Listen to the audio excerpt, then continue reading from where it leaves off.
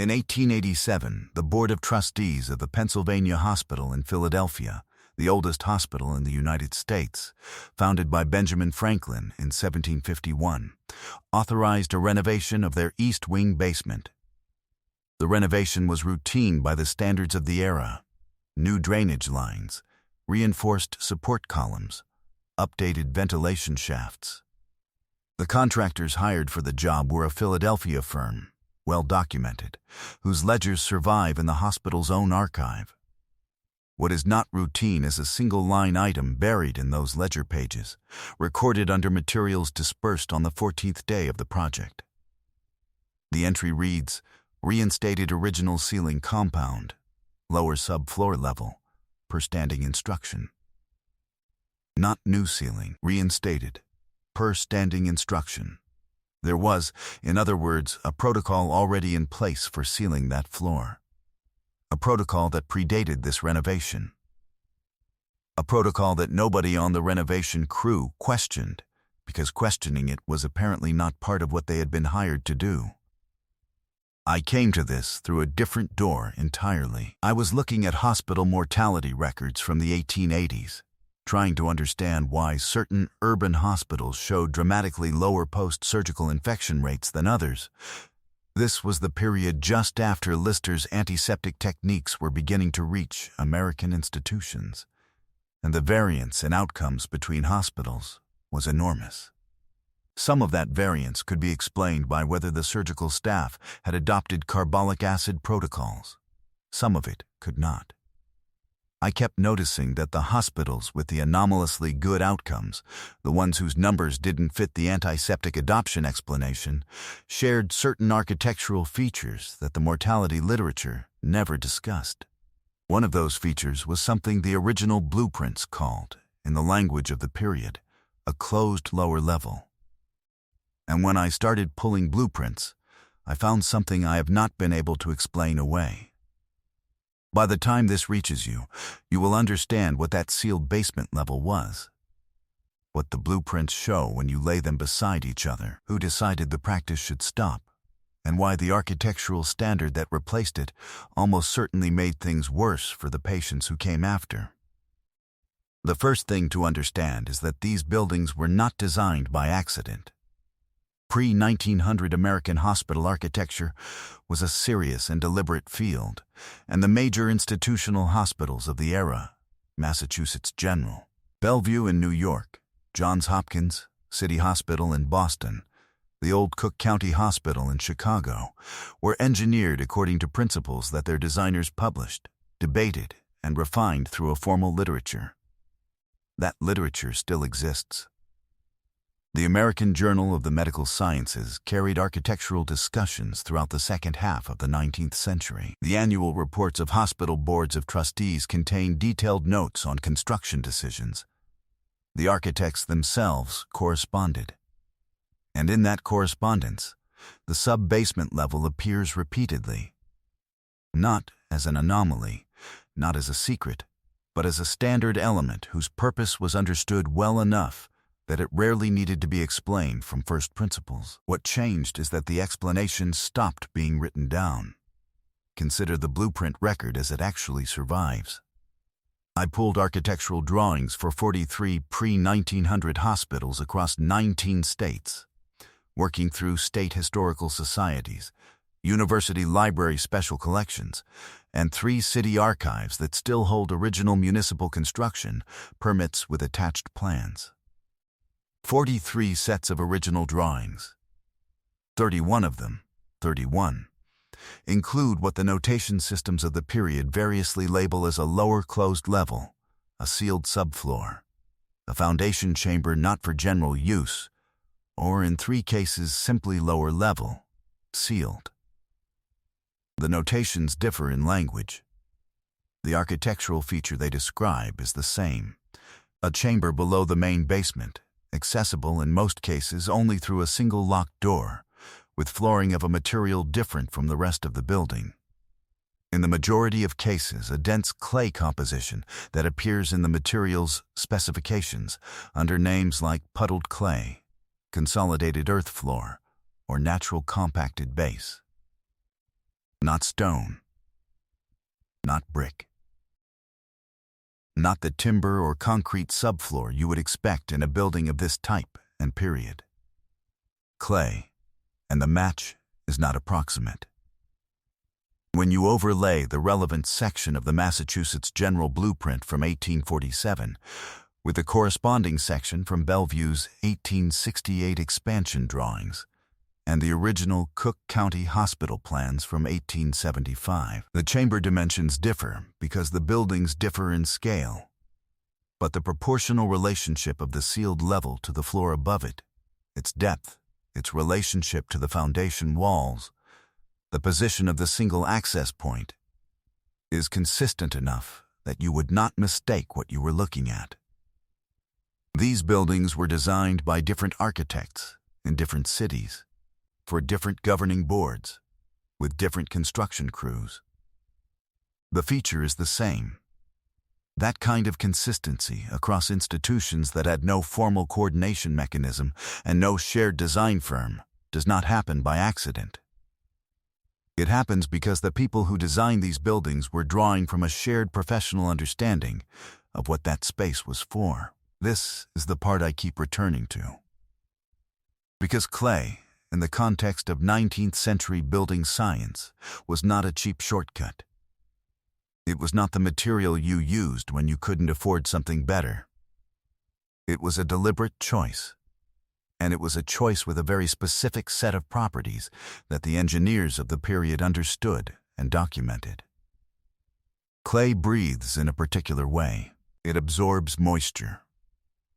It maintains a temperature profile different from hard flooring materials.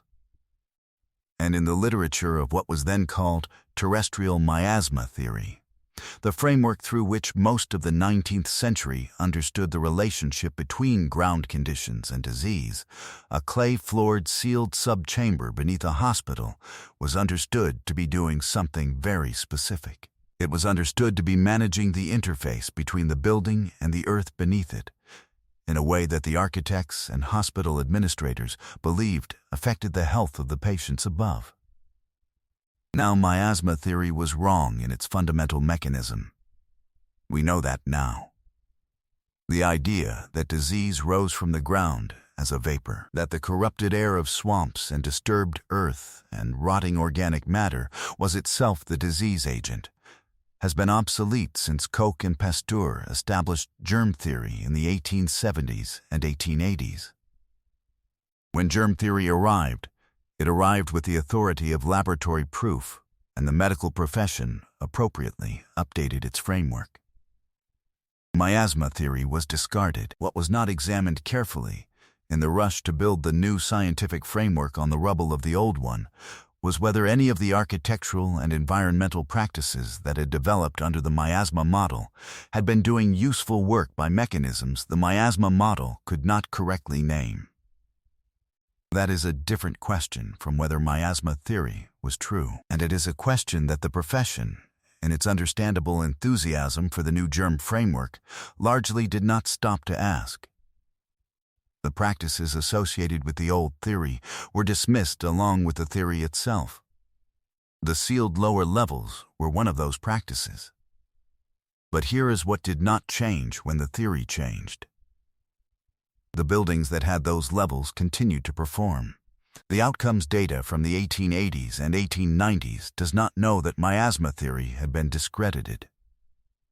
The patients in those wards did not care what theoretical framework their architects had been working from. They recovered at rates the buildings without those levels did not match. And the architects who had designed them, Burnham among them, could see that in the numbers even when they could no longer offer a defensible theoretical account of why. And the outcomes data, when you put it next to the blueprint data, does something I cannot explain by coincidence alone. The practice of sealing those basement levels did not stop when miasma theory was discredited. The hospitals that had them continued to maintain them. The ledger entry from Pennsylvania Hospital in 1887, reinstated per standing instruction, comes after germ theory, after Lister, after the profession had formally abandoned the miasma framework. They were still sealing that floor. They were still treating that protocol as something that required maintenance, not because they were clinging to bad science, because the results told them to. The hospitals in my 43 building sample that retained their sealed lower levels through the 1880s and 1890s showed a surgical wound infection rate that averaged, across the decade, roughly 18% lower than the hospitals of comparable size and urban density that did not have them. I want to be careful about what I am and am not claiming here. 18% is not proof of a mechanism. It does not tell us what the sealed chambers were doing, or whether what they were doing was connected to the outcome difference. Infection rates in this period were influenced by an enormous number of variables: staff training, patient population, ward layout, water source, the specific antiseptic protocols in use, the volume of surgical versus medical cases. I have spent considerable time trying to rule out the obvious confounds, and I have ruled out several. I have not been able to rule out all of them. But the correlation is there, and it points in a direction that the 19th century, for all its theoretical errors, seemed to understand intuitively.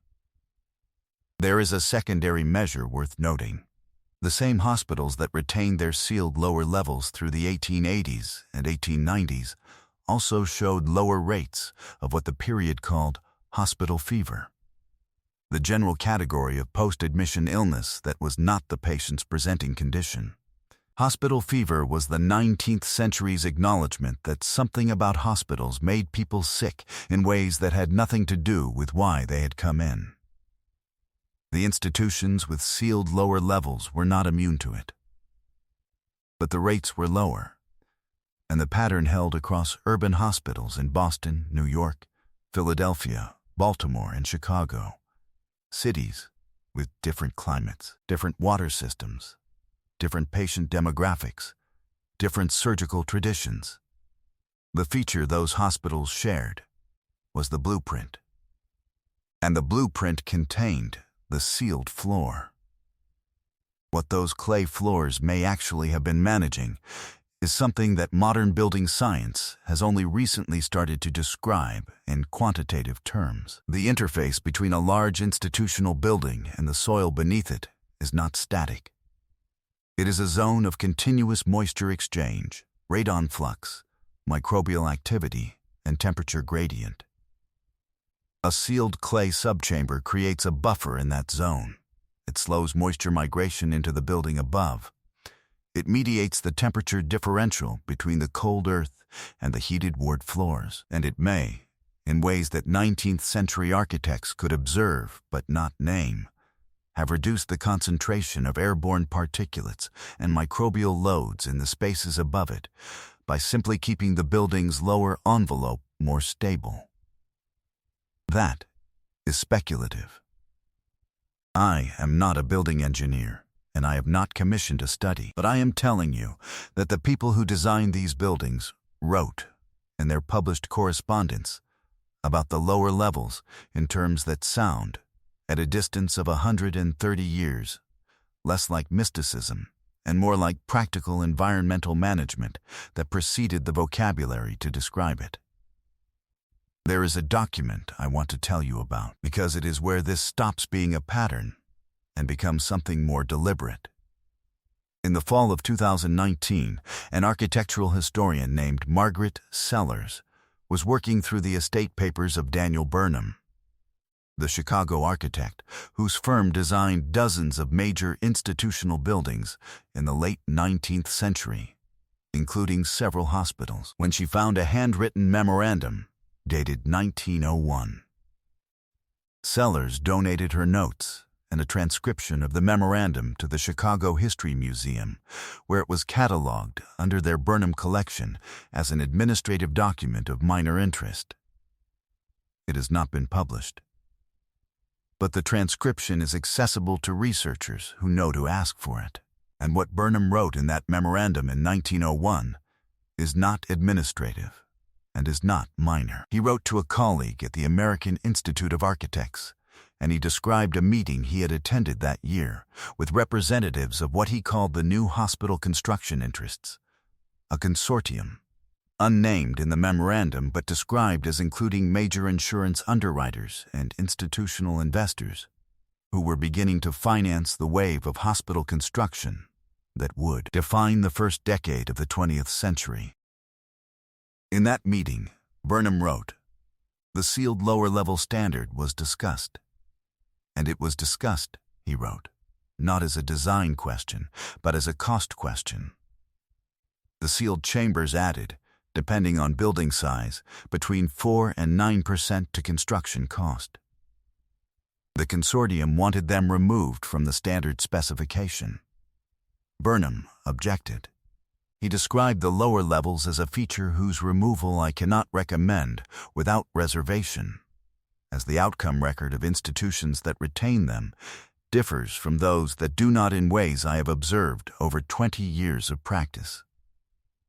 His objection was noted.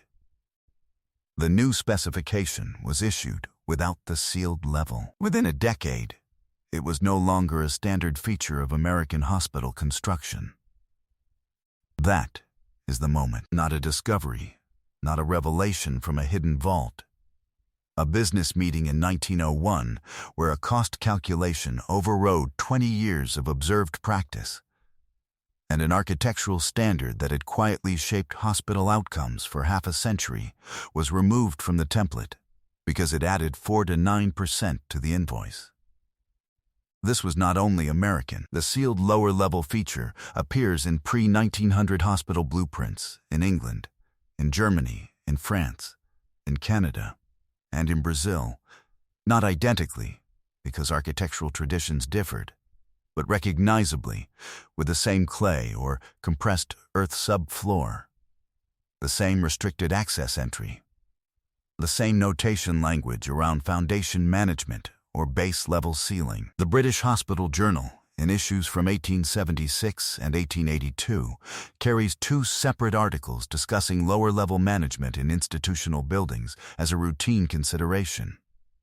The 1882 article specifically notes that hospitals which had removed or penetrated their sealed lower levels during expansions had observed a measurable deterioration in ward air quality in the seasons following. The author attributed this to disruption of natural drainage patterns.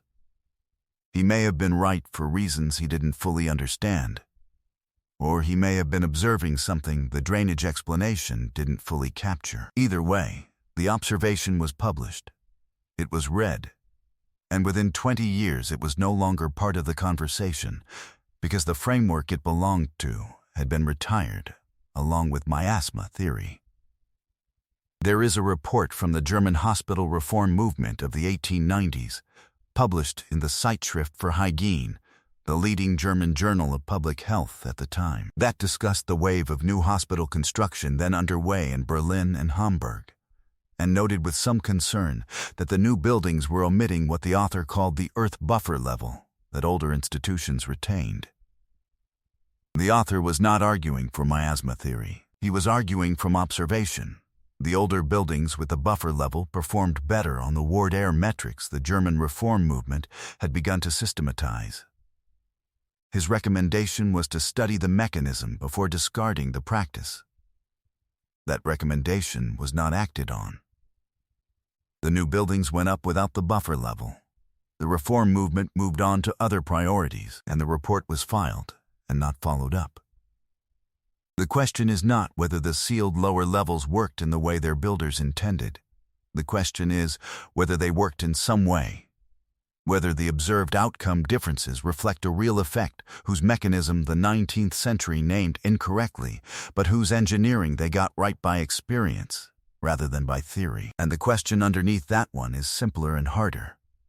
Who decided in 1901 and the years immediately following that the answer to that question didn't need to be established before the standard was changed? Who decided that a cost saving of 4 to 9% was sufficient justification for removing a feature that an experienced architect of Burnham's standing was documenting as outcome relevant?